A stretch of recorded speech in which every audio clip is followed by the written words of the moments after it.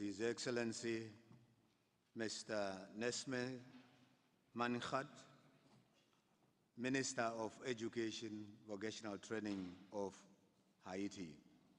Your Excellency, you have the floor.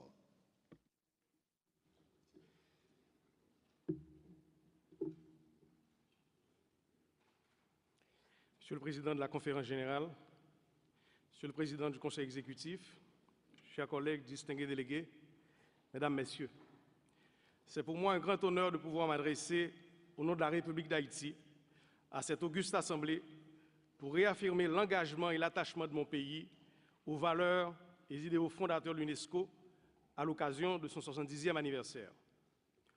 Je voudrais tout d'abord vous présenter les félicitations d'Haïti pour votre élection à la présidente de la Conférence Générale. Je vous souhaite plein succès dans la direction des travaux de cette 36e session. Je voudrais également féliciter la directrice générale, le président du Conseil exécutif ainsi que les membres de cet organe pour l'immense travail accompli au cours de ces 2 dernières années. Mesdames, Messieurs, avec la montée des intolérances, les problèmes continus d'inégalité sociale, les problèmes de migration, les crimes contre le patrimoine culturel mondial, les idéaux de l'UNESCO n'ont rien perdu de leur actualité, de leur pertinence après 70 années d'action. Les défis sont encore là et nous devons rester constamment vigilants pour la sauvegarde de nos valeurs.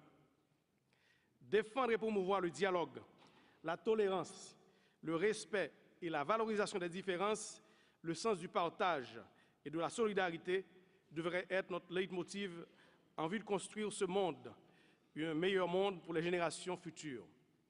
Comme l'affirme dans le cadre de notre campagne d'éducation nationale en Haïti à la citoyenneté, dans ma langue maternelle, nous tous semblés, même là nous différents.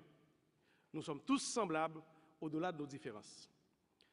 Voilà pourquoi il nous faut renforcer la capacité de notre organisation pour qu'elle continue à contribuer au maintien de la paix et de la sécurité en resserrant les liens entre les nations, en influençant le quotidien de chaque citoyen, qu'il soit acteur du changement, acteur de son devenir.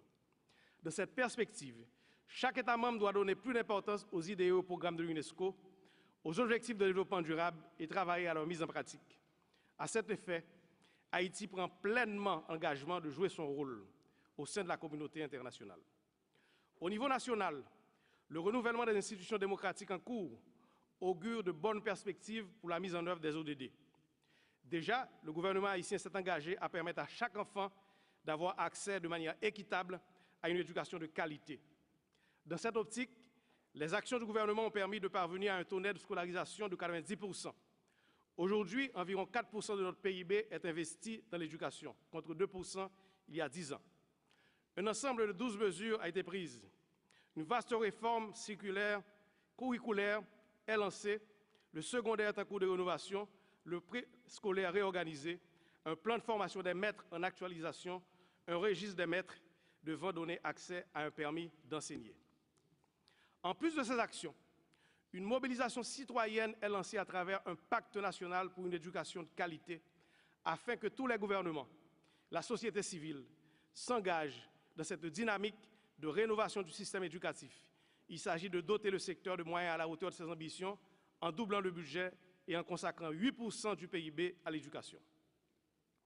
Des actions sont aussi engagées pour le renforcement du secteur de la formation professionnelle afin d'offrir d'autres opportunités aux jeunes et de favoriser leur employabilité. Un autre programme de l'UNESCO important pour mon pays est le programme international sur l'homme et la biosphère. Après avoir déclaré sa première biosphère en 2012, la République d'Haïti vient de soumettre une deuxième réserve. Je profite donc de cette tribune pour encourager l'UNESCO à renforcer tous ses programmes de sciences, incluant son apport à Haïti.